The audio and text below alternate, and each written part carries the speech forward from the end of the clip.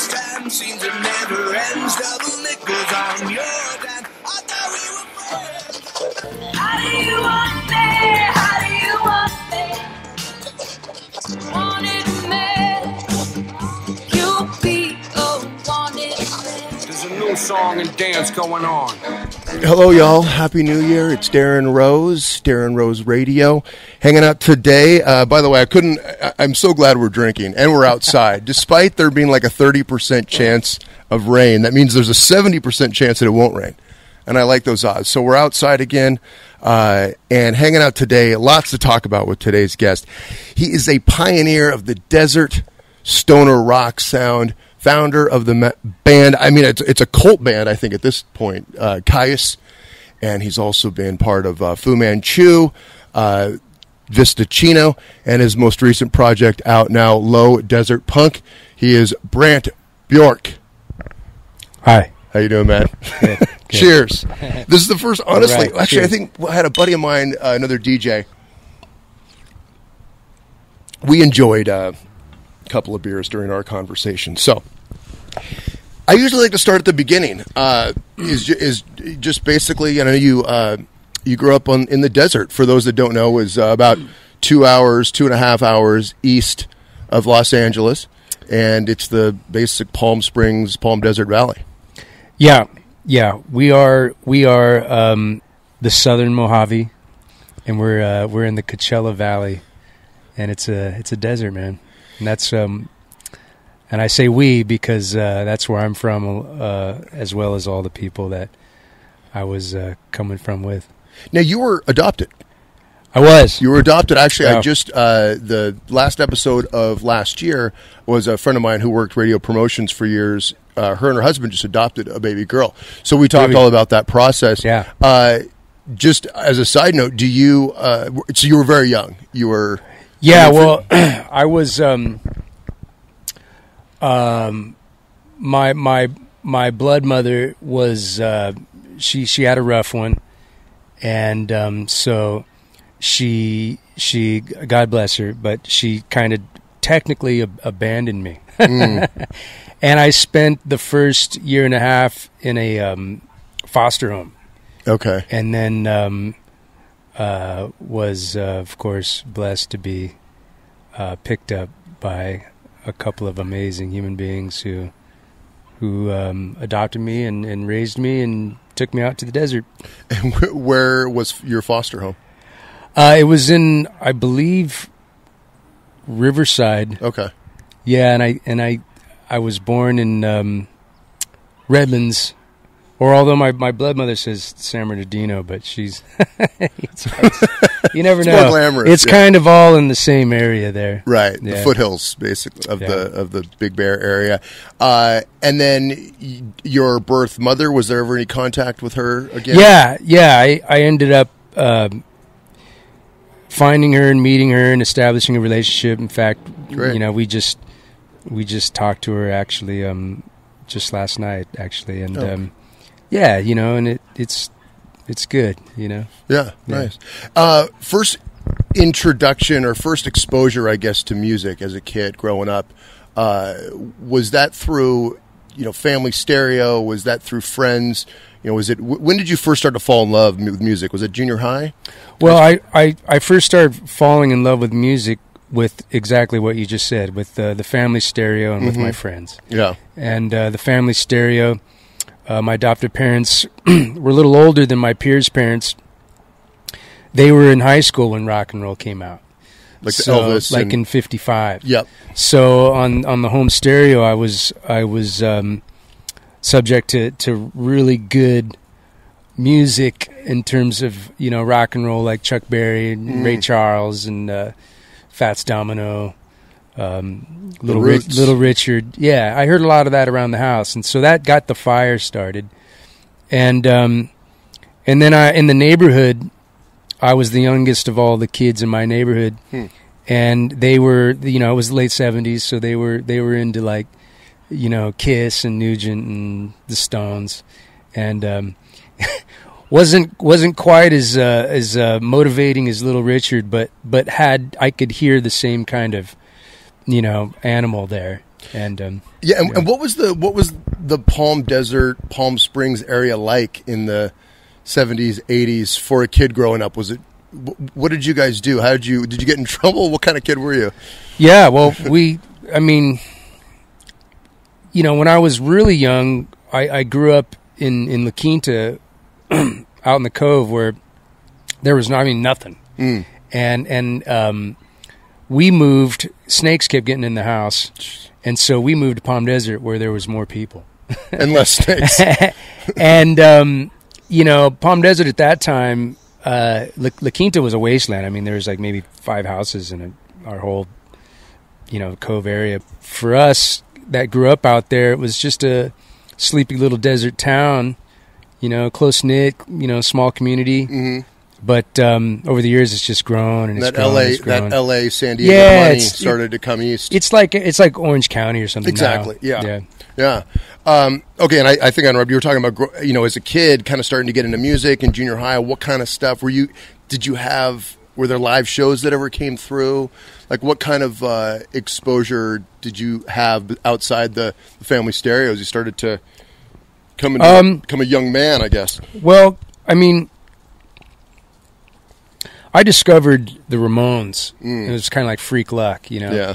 It's like I came home from school one day, and I was a latchkey kid, so I came in and I put on the TV, and Rock and Roll High School was on. Oh, cool. So I discovered the Ramones, and that reminded me more of like, Little Richard and stuff, and Chuck Berry than say Kiss. Sure, right. So I was digging the Ramones, and about that time, ironically enough, my friend across the street, who was quite a bit older than me, who was a Kiss fanatic, he had become the drummer of this local punk band called the Swankers. Okay. And I used to go over and watch them rehearse. Probably around 82 or something. Mm-hmm. And they would do like Clash covers and Generation X and stuff like that. I think they were into obviously the British stuff. Mm-hmm. So that was my first introduction to live music, was actually being kind of a garage band about type. 4 feet away from a band performing live, and it was pretty amazing. Mm-hmm. For a kid, it really shocked me into wanting to do something like that myself. It's like watching an older kid build a car. You're like, wow, I want to build a car. Yeah. And then you got the bug. What was your first instrument that you picked up? Well, I just followed in my mentors, if I could call them that, footsteps, which was drums. Okay. So I would leave those swanker rehearsals and go home and beat on my parents' pots and pans with chopsticks. Nice. And I felt that was probably, the guitar just looked complicated to me. Right. Yeah. I can do this easily Yeah, enough. the drums is like, it's like physical and it's primal, and it called to me. And it actually was real convenient because, like I said, the kid across the street had it all set up. He had a kit and he was playing drums, and so it was real natural. So that's where I started.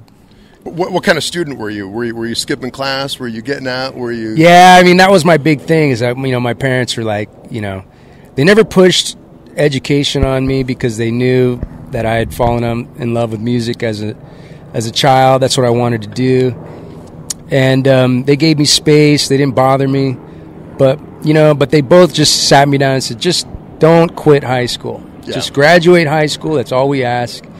And and we'll support whatever it is you want to do, or at least support, meaning get out of your way and not hassle you. That's great. And yeah. it was, and my dad was he was definitely a hard ass on certain things, and but Did they catch you drinking, smoking weed? My dad was actually pretty cool about that. Yeah. He didn't mind that I drank around the house and he knew I smoked grass, and it's Yeah. like he's just like, as long as you graduate, do your chores, Be safe. Yeah. respect your elders, Yeah. and don't go to jail, then we're all right. Yeah. So we're getting up to about that time where, okay, so you're in high school now, and you're playing a lot of music. Are you playing with? Talk about the music culture, because I want to get up to the moment of Caius coming together in the late '80s. Well, it actually all is rooted in that experience of watching the Swankers. I mean, when I was watching the Swankers and I was discovering the Ramones, my older cousin and I were discovering also like the Sex Pistols on our own and stuff like that. And so we were discovering this, what was fresh to us, this new form of music that we were told was called punk rock, and that was really exciting for us. Yeah. And I think as young kids we identified this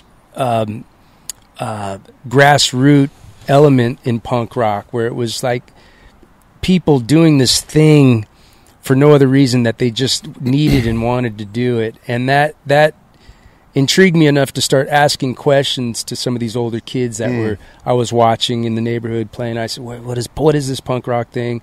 Is it happening here in the desert? If so, what is it? And so all my questions led to these guys saying, well, yeah, there is punk rock in the desert, and it's happening with this guy named Mario Lally. And so the name Mario Lally kind of, for me, instantaneously became this almost mythological figure as this guy who was kind of representing this music that I thought was really infectious and exciting, and it was happening in our desert, and that was exciting. And what was Mario Lally? What was his outfit? What was his? Well, Mario was quite a bit. He was older than the dudes that were telling me about it. So it's like when he was a musician, obviously. Yeah, and he was just a local guy, you know. And when you live in the middle of nowhere, you know, I've read a lot about the Jamaican scene and how they're on an island and we're like out in the middle of nowhere. Exactly. And there's these parallels that are very, very real. And one of the things that I identified with the Jamaican scene versus the desert scene was the mythology of where we come from. Because there's nothing, so the littlest things are important. And so the fact that punk rock and Mario Lally and these things were happening in the desert, it was like, wow, something's happening here. What is it? I want to know about it. I want to be part of it, you know? It's like a life force. I started to just like look for those older guys that were in the scene, and you know, and I found a dude who was his name was Ted Reed, and he was much older guy that was in a punk band. I heard he was in a punk band, and I'd been practicing the drums, and I hunted him down. I knew he delivered papers. Okay. And he delivered papers at the local drugstore every weekend, and so I'd skateboard down there and I'd tug on his shirt every weekend and say, hey man, I can play drums, let me be in your punk band. That's awesome. And I did it for about a month until he finally was like, well shit man, I mean, let's see if you could play. And I was about 13, and by then I played my first gig with Ted and I we formed a band, we called it Today, and then we started playing with Mario Lally and all the older guys, and that's when I kind of became part of the desert scene. So I got kind of... That was at 13, 13 years old, man. That's incredible. Yeah. And then it just... From there, And that was pretty much... I mean, 13, you're still in junior high, so pretty much through high school, you were in part of some cool shit happening in that area. Yeah. You were probably a mythical character in and of yourself. Well, it's like it was fun getting an education and getting a schooling by playing with these older guys, but then in the end I wanted to play with dudes that were like my friends, my peers. Yeah. And so my best friend at the time, Chris Cochran, this has been about 1987. 87, yeah. Chris Cochran and I we said, hey man, let's start our own band. Stop goofing off with all these old dudes. So okay, so it's you and Chris. Yeah, we started a band. We started a band the summer of '87. And he wanted to play bass, so we went over to a kid's house we knew across the street who we heard was selling a bass, dude named Nick Oliveri. And he was kind of coming from a different side of things. Nick was kind of more hanging out with more of the long hair kind of heavy metal guy. And so he brought. I mean, I remember the day Nick turned me on to Sabotage by Black Sabbath. I mean, I loved, Paranoid and all that stuff, but I hadn't been familiar with Sabotage. So he was turning us, and we were turning him on to a lot of crazy stuff. And then, and then I knew a kid who played guitar real well and was also into punk rock, named Josh Homme, and I brought him in and introduced him to Chris, and Josh brought his influence, and he was, probably the only kid in the whole desert that was, our age, playing guitar and digging the same kind of music. So we all got together, and then that's how it all started to come together. But like you're saying, as far as influences, I mean, it's like we're talking like 87, 88 when we really started getting our momentum, and a lot of good music was in the world by then. I know. A lot of good music. So it was we pulled from a lot of different elements, but we still wanted something more. We still, we dug the Ramones, we dug Motorhead, and we dug, Metallica, and we dug Black Sabbath, and we dug Black Flag. We dug all this stuff. The Misfits was probably one of our biggest influences. But being the young kids who were fired up and ambitious and had nothing else to do, we wanted to create something else, the thing we weren't hearing. How long were you guys rehearsing? How long were you guys playing as that collection of guys you mentioned before you said, okay, let's record something, let's start playing shows? How long were you guys kind of, I guess we probably rehearsed as a collective for maybe 3 weeks before we played a show. Yeah. Because that was what it was all about for us. I mean, I think in the 70s it was different. I think the 70s was all about chops.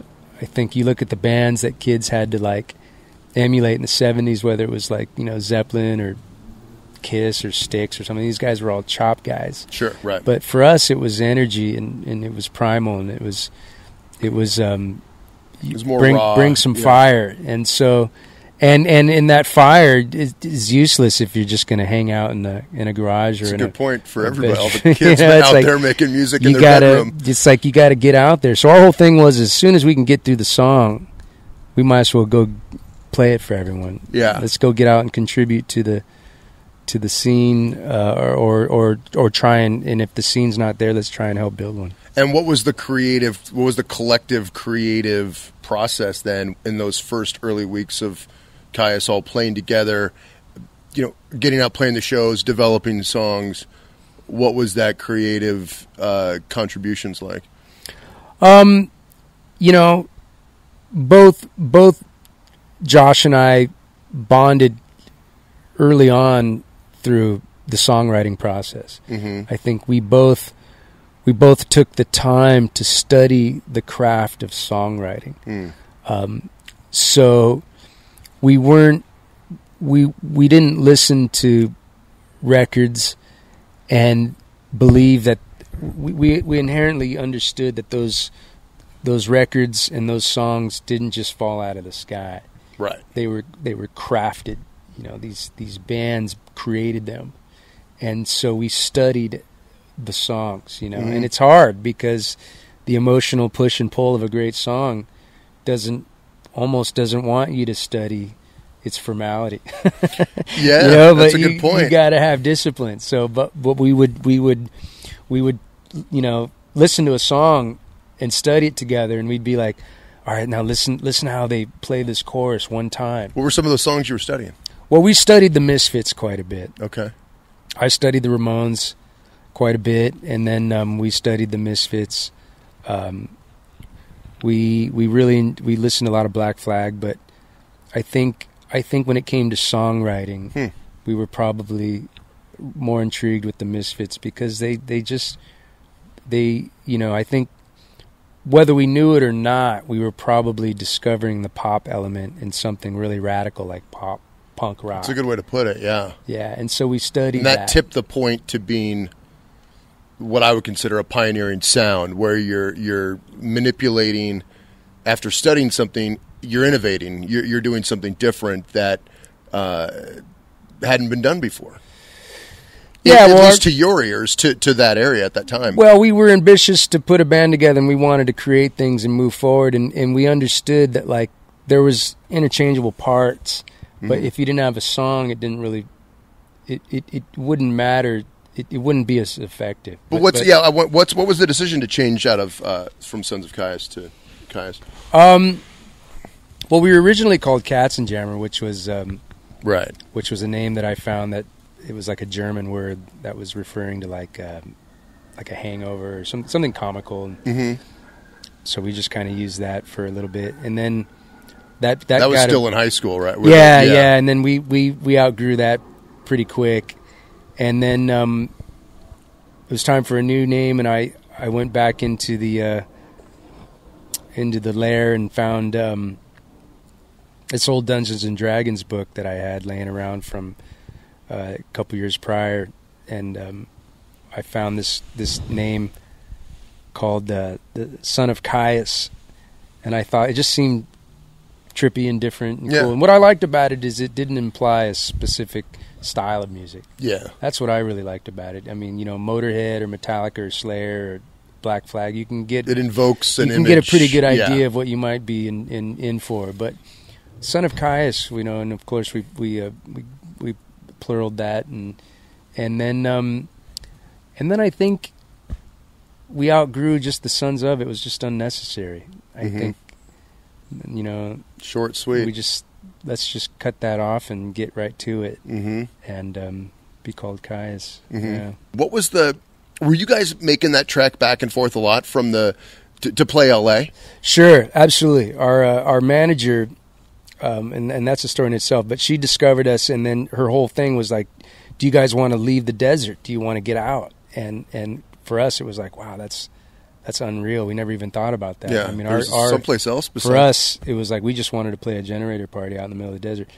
And so we said, sure. And so she started taking us into L.A., Hollywood. And we were still in high school. So a lot of times I had a good friend of mine who he came from a broken home, so he was living with me through high school. And we used to just roll up my truck with my drums, and we'd be rolling back from a gig, and get in at 4:30 in the morning, and I'd have to wake up and we'd have to go to school. God. Yeah. Well, that's back when you had the energy to do it. Yeah. Oh yeah. That's one thing we had. We had the energy, but it was fun. We used to play all around Hollywood, and we played all those crazy late 80s clubs. All the Sunset Strip. Yes. Yeah. It was wild. What was the first nationwide tour? When was the first time you really got out and about? Right after we graduated high school, our manager knew that we had to wait till we graduated high school, and then we could split and do like a nationwide tour. And I don't know if it was a nationwide, but we went to New York and back, and then hit a couple gigs there and back, and that would have been 91, and that was just life changing. That was really crazy. Yeah. That's when it really hit. Speaking for myself, that's when it really hit me that we were from the desert. I don't think any of us really understood that. I mean, in relation to Los Angeles, yes, we were very much different and separate. But when we left California, I'd never really been that anywhere in the States. I was 18 years old.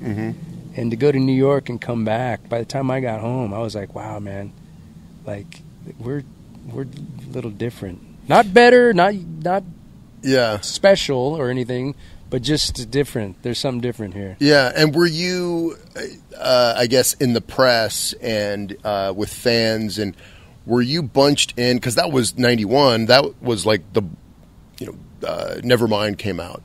Pearl Jam 10 had come out the year before. Soundgarden, Alice in Chains had already put out. So that Seattle sound was evolving. Were you lumped in or compared with that at all? Were you fans of that music? Yeah, I loved Soundgarden. I really enjoyed, I loved Mudhoney and but Tad. I remember Tad. Oh, Tad was great. But no, we weren't lumped in with that.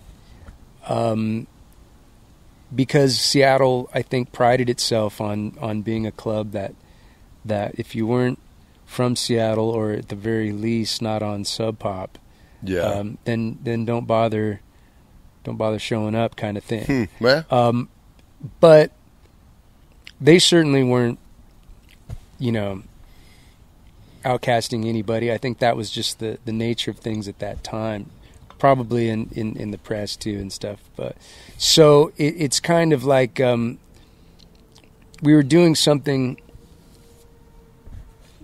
comparable at the same time, but I mean, it's hard to really understand now that how much press and focus was on Seattle at that time. Yeah, and that's rightfully true. so, because it was an amazing scene, and they really, I mean, it's absolutely warranted. I mean, Seattle made a big splash, and a lot of good stuff came out of there. Well, you mentioned it earlier, and I wanted to comment on it about a lot of what happened in the desert was based on nature.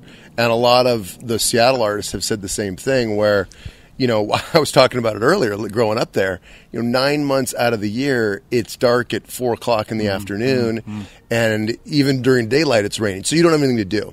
So, you can't go to the bars, you can't whatever. So you're at home playing in your garage. And it's the same time, it sounds very similar to what you guys experienced in the desert, where there wasn't a lot for you guys to do. So you were just at home practicing, playing, rehearsing, putting band shows together. And, Seattle just had the benefit of having a larger population. It sounds like, most of the guys in the desert scene out of Palm Desert in your era were in Caius. Yeah. You guys more or less were the scene.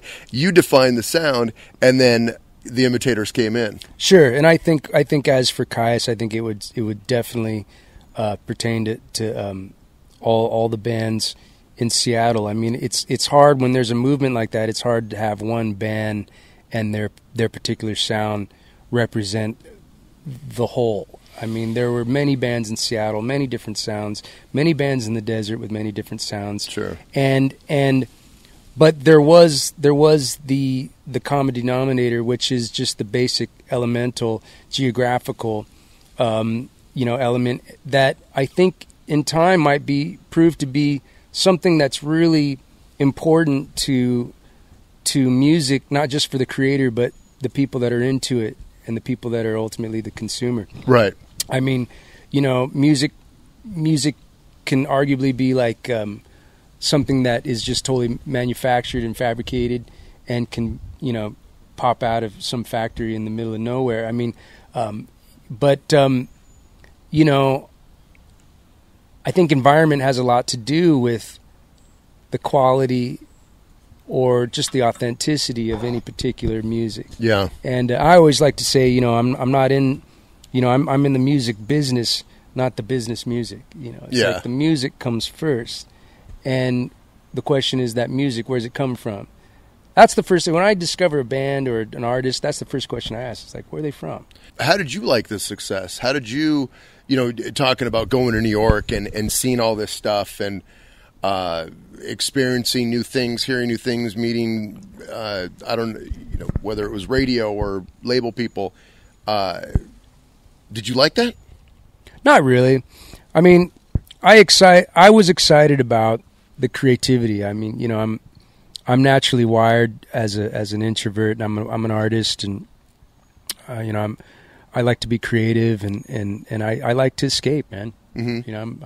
I'm in the fantasy. Mm-hmm. Reality's kind of a trip for me. So was it tough for you doing all that? How did you enjoyed the adventure of it, but there is this element of business that started to grow with each month that kind of started to freak me out. Okay. Because this reality was starting to impose itself on this thing that was really, really spiritual and magical for me. I was that guy. Yeah. It's heavy and real and magical and spiritual. And this reality was like starting to like creep in that like I was just like, man, this is a drag. And Kurt Cobain was someone that I totally identified with. I mean, I had discovered Nirvana early on, and I loved the Bleach record for more than a couple reasons. And brilliant. When I finally quit Caius and was brokenhearted, and like I said earlier, I moved up to Northern California, and I was living up there in the redwoods and under the rain, and I was really going through a gnarly depression. And at the peak of my depression, I was flipping pizzas at this local pizza joint. My boss said, "Hey, you got a phone call," and I went and took the call. It was my girlfriend at the time. She said, Kurt Cobain died. He just took his own life, and it really was the last blow to me for this rise and fall that I had experienced as a young person who had got the luxury of being able to really flex this super gnarly creative concept, but had to suffer the reality of the business and being an adult and being responsible and having it be marketed and misunderstood and compromised, watered down and exploited and misrepresented and it was a real drag, and Kurt's death kind of represented the end of an era for me, because I know sure. Kurt and myself weren't the only ones that grew up in punk rock idealism and creativity and artistic freedom and wanting, without even knowing how, wanting to fully be uncompromising with your creativity, but somehow realizing it's just so difficult. We don't know how. I wanted to go back to that conversation that you had with the band, with management, where you said, I need to step away. What was your, two questions, I guess, what was your mindset? How long had that been going on in your mind? And then what was that conversation like when you actually sat down and told everybody? That was heavy. I didn't realize at the time, I realized two things. Let me rephrase that. I understood that it was something that had to be done for myself. Mm-hmm. What I didn't understand is I didn't understand that it would affect my life to this day. I didn't know that. And I certainly have no regrets. I'm very, very content with, and I think it was one of the most important decisions I made as a young man. Mm-hmm. For many reasons. But going back to the specifics, I just had to look these people in the face and say, "Hey, man, I'm not experienced and intelligent enough to know the details of what is ultimately happening with this situation, but I'm intuitive enough to understand that I'm not into it." And that's a good way to put it. And I don't, I'd rather preserve my creative integrity, yeah. But also my creative well. I mean, I don't want to pollute it. I want to, if it's all I'm ever going to have, if I'm not going to have the capacity to understand this level of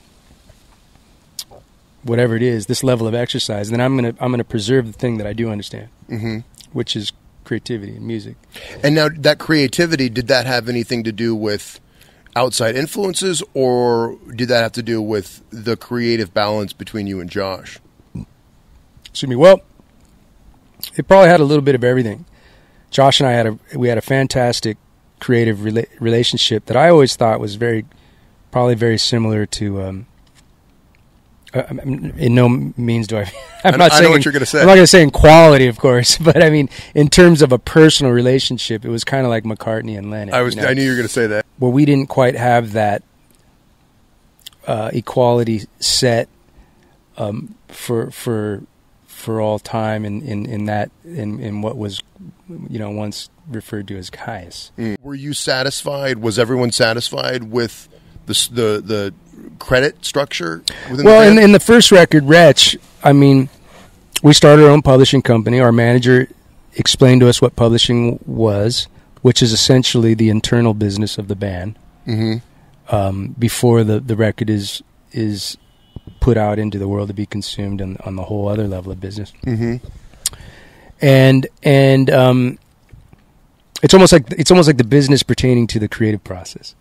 Right. And when you're like four goofballs from the middle of the desert that are just jamming, it's like, well, Well, what we originally did, and which made sense to me, and I'm sure to a couple others, was we just split it evenly amongst the four of us. Yeah. And we had a publishing company called Cacti Music, and it was just 25% all around.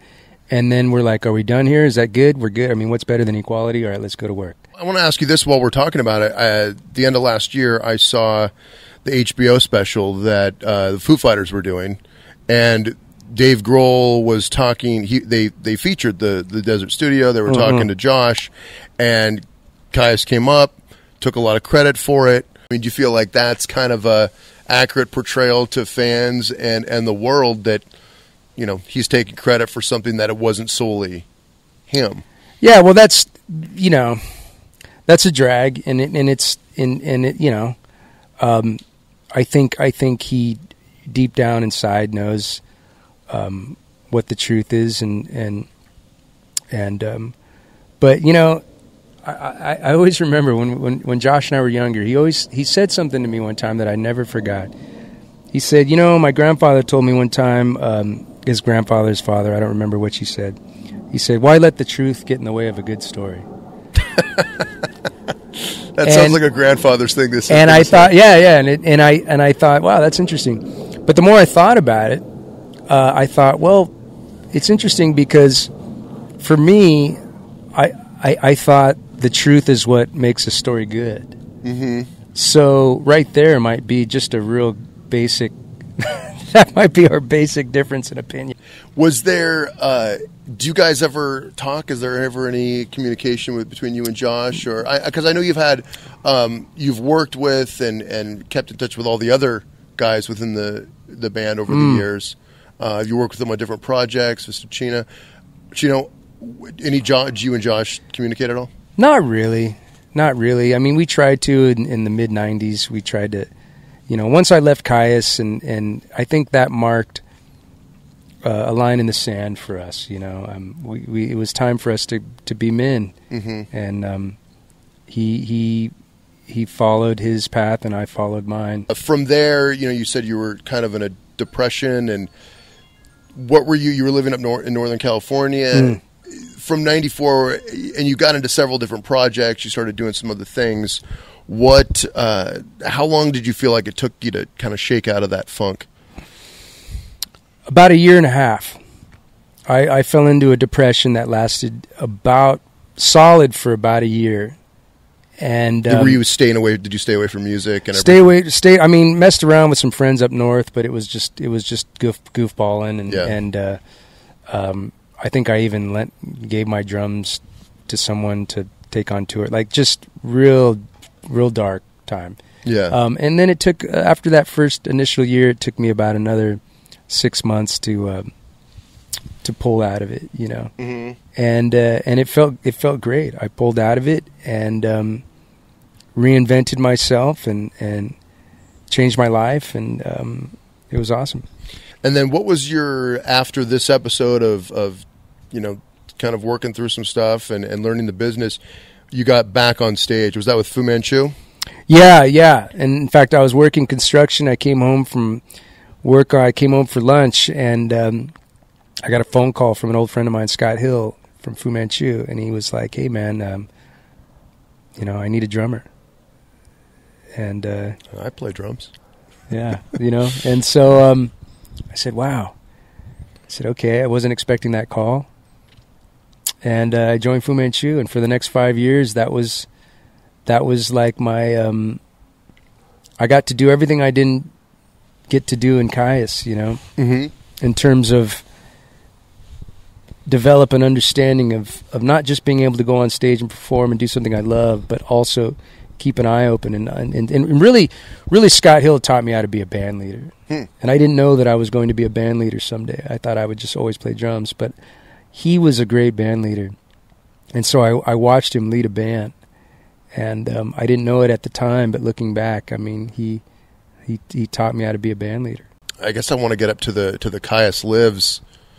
That was after Fu Manchu. That was 2010, right? Yeah, I left Fu Manchu in about 2000, 2001. Mm-hmm. And you did some solo. And then took my education with Fu Manchu and my my education prior, and then rolled it into my own record label and my own solo band. Mm-hmm.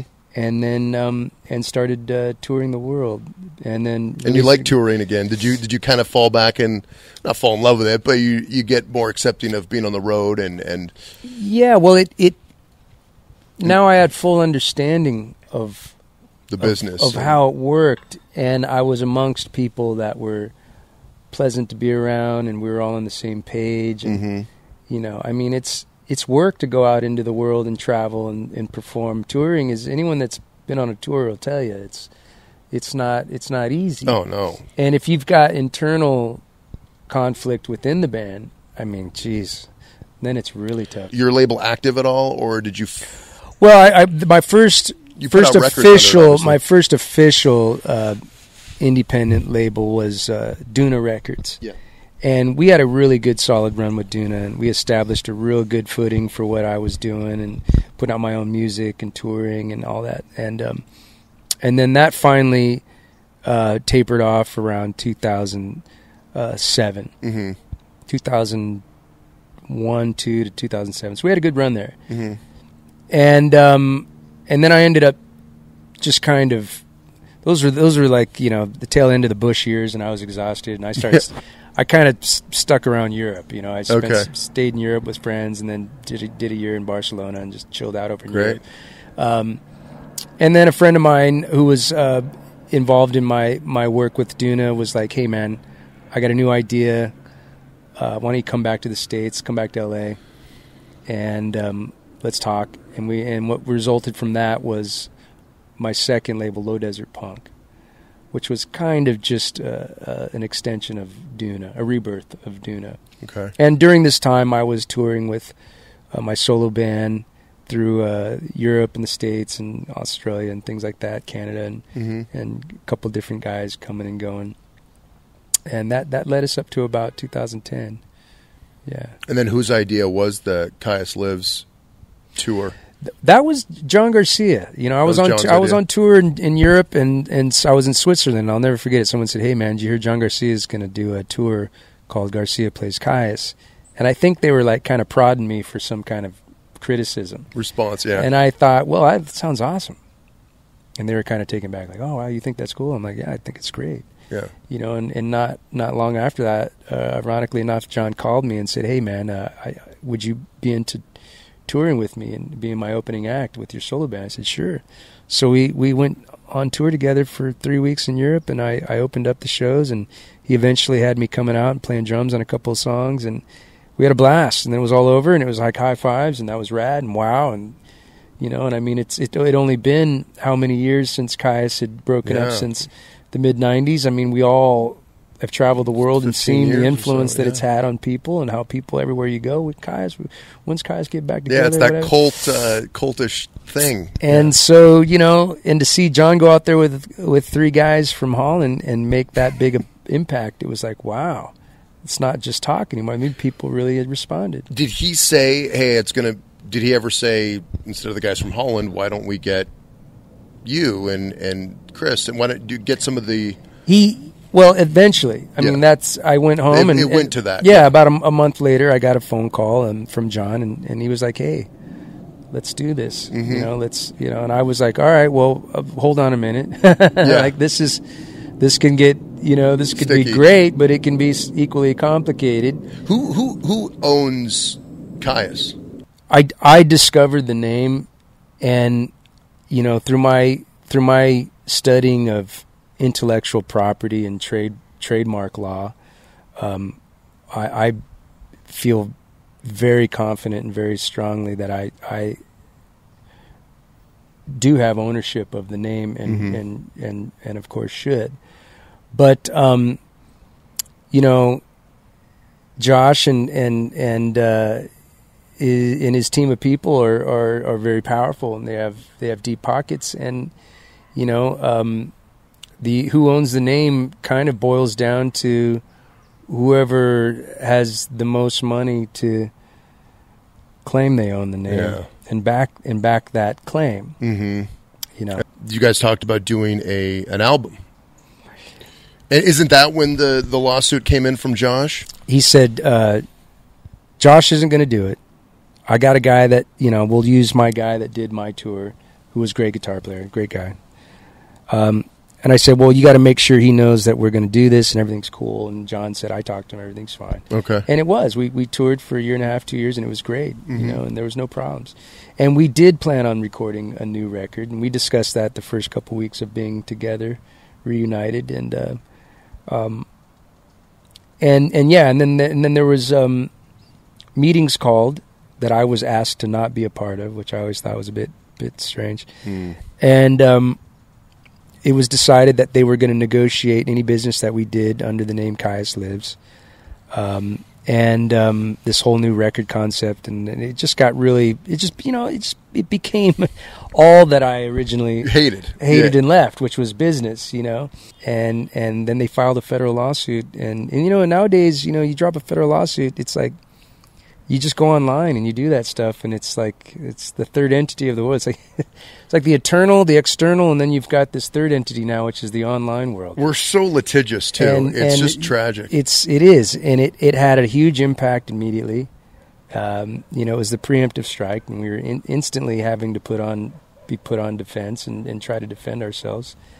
I think it was trademark infringement and unfair competition. Mm-hmm. But again, it's like, who owns the name? It's like, well, the guy who can afford to own the name. Yeah. Josh and his lawyers were like, well, stop, change the name, and give us X amount of dollars, or we're going to drag you into the court process. Yeah. And, John and I ran out of money. So it's tragic. John and I are like, dude, we just make music. Yeah, that's bullshit. all we want to do. I mean, all the smoke and mirrors and all the, deflection. I mean, the bottom line is, it's like, going online and trying to get people to see this and say that and believe this and believe that. The bottom line is John and I are just musicians. We just want to make music. Yeah. And if we can't call it what we believe it to be, that's fine, because it ain't going to change what the music is. It ain't going to change the sound and the soul behind it. Yeah. So we'll just call it something else, and we're not going to say, hey, you're not going to keep us from recording music. Yeah. And the latest recording in music is Low Desert Punk. This is my my newest solo record after that whole adventure. John and I did do the Vistacino record piece, and we released it, and it was great. It's a wonderful record, and got great reviews, and people really backed it. And then it was time for John and I to go back to work on our solo efforts, and this is my first record since Brant Bjork and the Low Desert Punk Band. Yeah, This was a privilege, an honor for me, man. I really appreciate you taking the time to come out here and tell the full Kyuss story, the full Vistacino story, the Low Desert Punks. Looking forward to all that's coming up this year. Thanks so much, man. Thanks, brother. And for all those out there, check out all things Brant Bjork, from Kyuss all the way on up. Look him up online. And thanks for checking out Darren Rose Radio.